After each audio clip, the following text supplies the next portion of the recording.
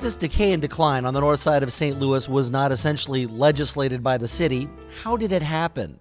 After all, much of today's North St. Louis looks like the result of the benign neglect the Team 4 plan is accused of promoting. Well, as it turns out, mandates were not needed to essentially follow the plan, which called on the cash-strapped city to take resources out of poor, predominantly African-American neighborhoods and focus them elsewhere. Was it implemented? I would say yes. Bob Lewis, current SLU professor and former Team 4 consultant, says this all happened largely because of math. Even without legislation, city policy and private development were going to gravitate naturally toward areas that provided the most potential bang for the buck. Very few of those financially promising areas were in African-American neighborhoods. So I can understand the emotions that came out of reading the policies recommended in that 74 plan, and can understand even to this day why they're still hanging around, partly because it's still general policy anyway, whether anybody is acknowledging it or not. And Team 4 is typical of what a lot of cities did at the time. It's like, well, we don't have money to buy up the blighted land. We don't have money to put anything in its place. What can we do? Here's the question.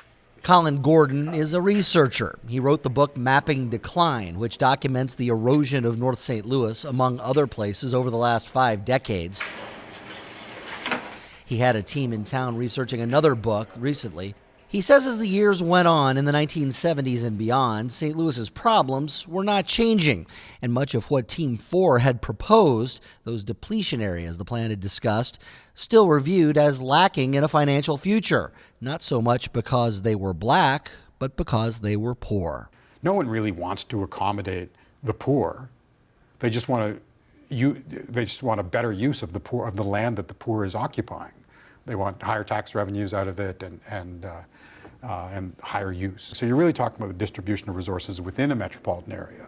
And that, I think, makes the idea of planning for decline on that sort of local basis a little more obnoxious and sort of racially tinged. The idea that you're going to allow some neighborhoods to die and even withdraw services. It's been called by many a racist undertaking. Was it that in your eyes? I don't think that it was racially motivated, but I think it reflected a deeply racist pattern of public and private policy that had created the problem in the first place. In other words, these areas became poor to begin with due to the policies of racism that date back not years, but centuries. Oh, they've tried to kill that North St. Louis a long time ago. Freeman Bosley Sr., now well into his 80s, can recall those days long before Team 4 had even been thought of. Certain areas of the city, particularly those south of Delmar, the building inspectors would go in and check those buildings out.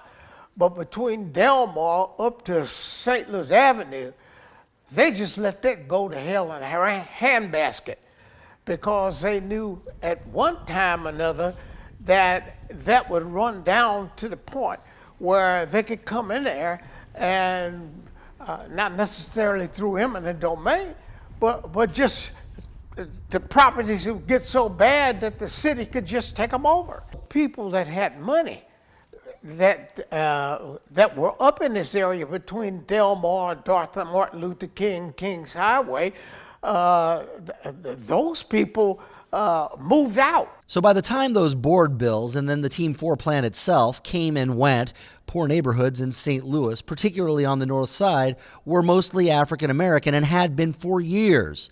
And while those folks were able to mobilize politically to stop the Board of Aldermen from implementing the Team 4 plan as law, they could only guard against its concepts for so long. People go on with their daily life. They can't afford to just sit there and just constantly watch what the city is doing 24/7. And as the 70s turned into the 80s and 90s, city leaders, a little bit at a time, possibly without even realizing it, were doing exactly what the Team 4 plan had proposed, taking resources away from areas already in the worst shape.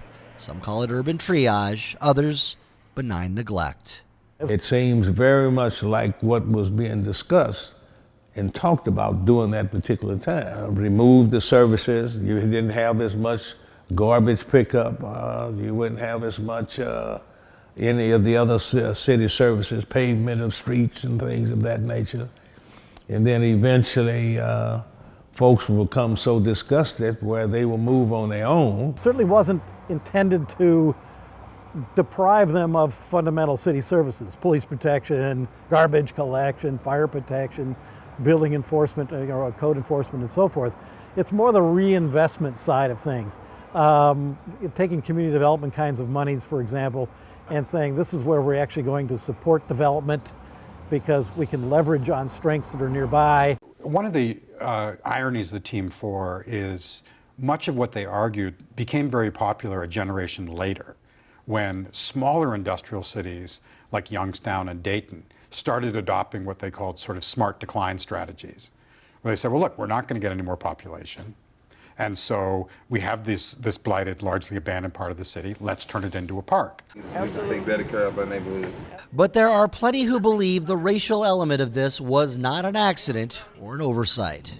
They must have also realized that blacks were enormously discriminated against in terms of employment and jobs and bank loans and things of that nature that would allow for any group of people to be able to maintain or to keep things up.